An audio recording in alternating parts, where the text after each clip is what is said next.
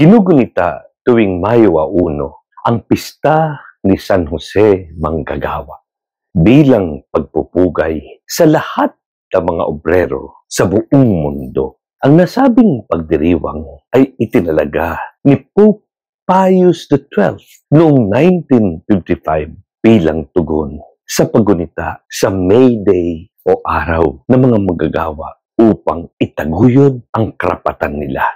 Noon at ngayon, nananatili pa rin ang hamon upang bigyang prioridad ang kapakanan ng mga obrero, higit sa kita na inaasam ng mga amo.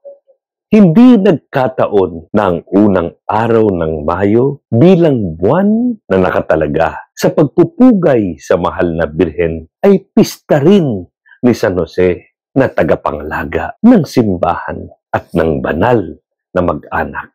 Bilang isang obrero, layon ng simbahan, parangalan ang amain ng Panginoon at bigyang diin na ang trabaho ay handog ng Diyos at refleksyon ng dignidad ng tao sa anumang larangan. Sa araw na ito, inihahandog natin sa Diyos ang bunga ng ating mga pagsisikap. Ang focus ng selebrasyon ay nasa suporta na binigay ni San Jose sa kanyang pamilya sa pamamagitan ng paghahanap buhay bilang karpintero. Hinubog din niya ang Panginoong Hesus sa trabaho bilang anluwagi.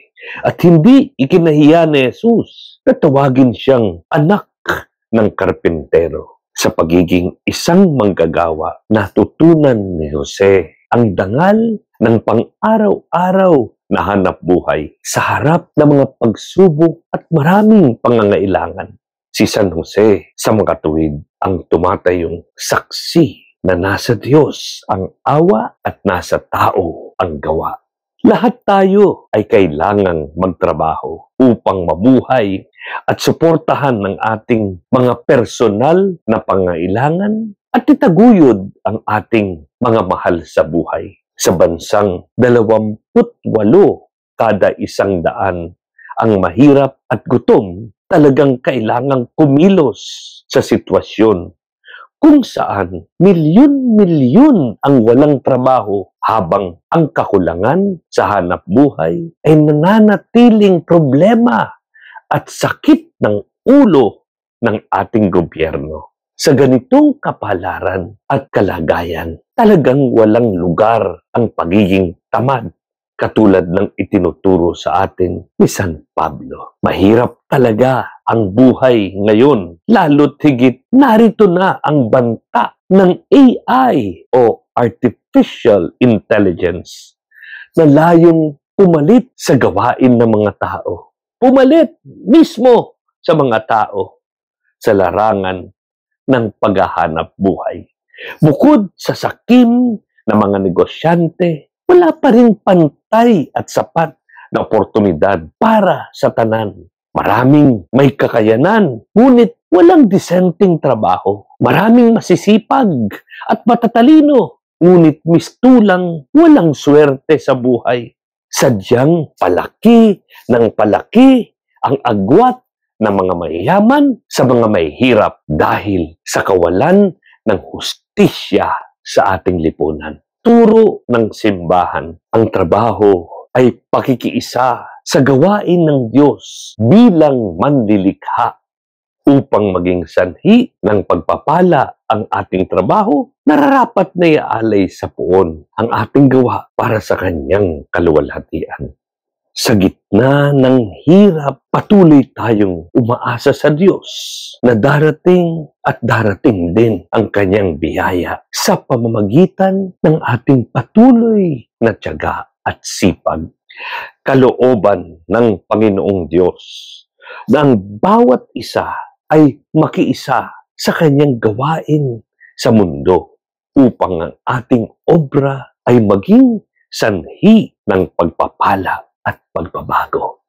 Paulit-ulit tayong pinapaalalahanan ng simbahan na ang trabaho ay ekspresyon ng ating dignidad bilang mga tao. Simula pa noong una, ang trabaho ay utos at biyaya ng Panginoon.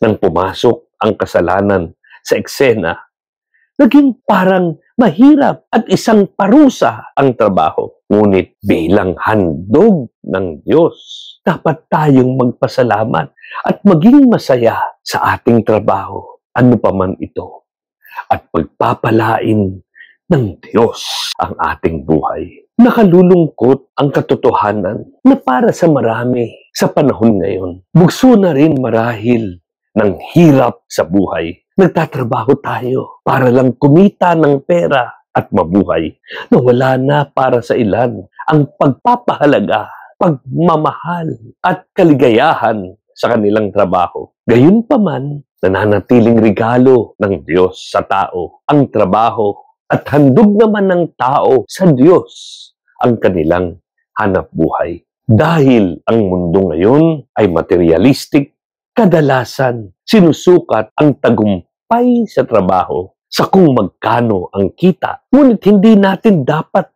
husgahan sino man ayon sa kanyang katayuan o uri ng trabaho, sapagkat lahat ng trabaho ayon sa kalooban ng Diyos ay salamin ng dangal natin bilang kanyang mga anak.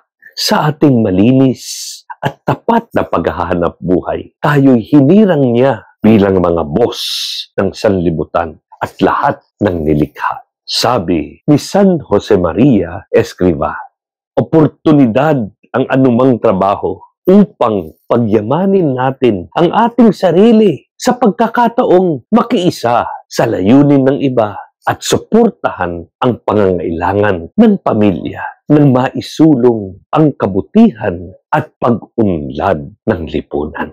Hindi tinawag si Jesus bilang anak ng karpintero sa wala.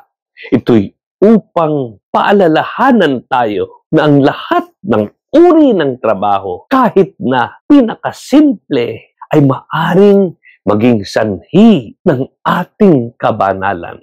Sa ating pagbabanat ng buto, pinapangindapat tayo ng Diyos at pinababanal natin ang sarili at ibang tao sa pakikiisa sa patuloy na gawaing pagliligtas ng Diyos. Kaya nga, pinaparangalan natin si San Jose Manggagawa bilang huwaran at patron dahil kailangan nating matuto sa Kanya na pahalagahan ang ating sariling trabaho saan man tayo inilagay ng Diyos. Malaki man o maliit ang kita, dapat tayong magpasalamat sa Panginoon. Sa pamagitan nito, kasama niya, magiging kaaya-ayang handog ang ating hanap buhay sa mata ng Diyos. At lahat ng negatibong epekto ng kasalanan sa trabaho tulad ng pagod at hirap ay magkakaroon ng malalim na kabuluhan. Hindi nga magiging sanhi ng kabanalan at biyaya ang hanap buhay kung sa bawat paggising sa umaga, hila-hila natin ang ating paa sa trabaho. Dapat nating mahalin ang ating hanap buhay sapagkat ito'y itinakdang maging mabunga ng Diyos. Kung may tunay na malasakit at pag-ibig, kailangan nating ilagay ang ating puso sa trabaho na hindi parang mga robot o napipilitan lamang. Higit sa lahat, katulad ni Amang Jose, palagi rin nawa nating isipin na sa hanap buhay at trabaho, kapiling natin si Jesus. San Jose, ipanalangin mo kami. Et Spiritus et sponsor dicunt veni, amen, veni Domine, Maranatha. Et Spiritus et sponsor dicunt veni, amen.